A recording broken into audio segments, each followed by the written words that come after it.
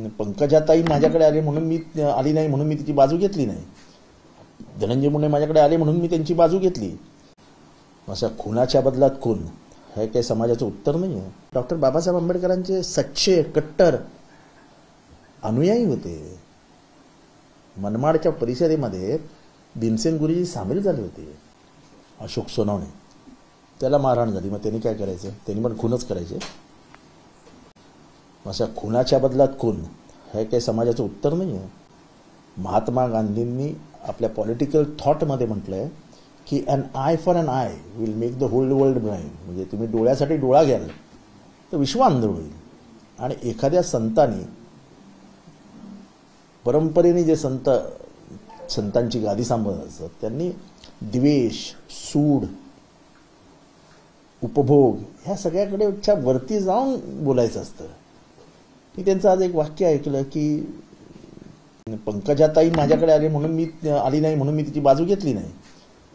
धनंजय मुंडे माझ्याकडे आले म्हणून मी त्यांची बाजू घेतली. त्यांना अजून काहीतरी प्रश्न नाही, कराड आले तर तुम्ही त्यांची बाजू घेईल का? तर ते म्हणाले नाही, तो कुठे नेता आहे? गडावरच्या बसलेल्या माणसाने शेवटच्या समाजातल्या शेवटच्या स्तरावरच्या शेवटच्या माणसाचं ऐकलं पाहिजे. नेते हे ते अभिनेते नाही. आणि भगवानगडाची परंपरा महाराष्ट्राला आपल्याला अवगत करावी लागेल की भगवानगडाची जी जागा आहे ती कोणाची आहे? एका कासार समाजाची जागा आहे ती. भगवानगडाचे पहिले भगवान बाबा हे एका समाजाचे होते, पण त्याच्यानंतर आलेले भीमसेन जे आहेत त्या गाडीचे वारसदार ज्यांना जाहीर केलं ते कुठल्या समाजाचे होते? ते तर राजपूत समाजाचे होते. राजपूत.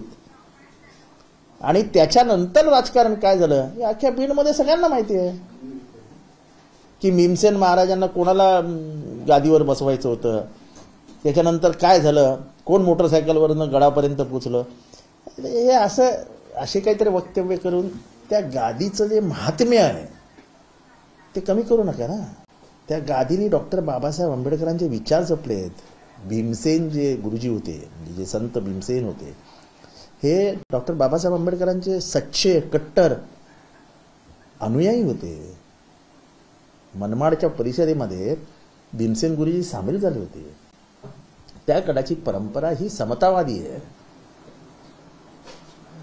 त्या परंपरेतनं तुम्ही एखाद्या गुन्हेगाराची पाठराखण करता हे योग्य नाही.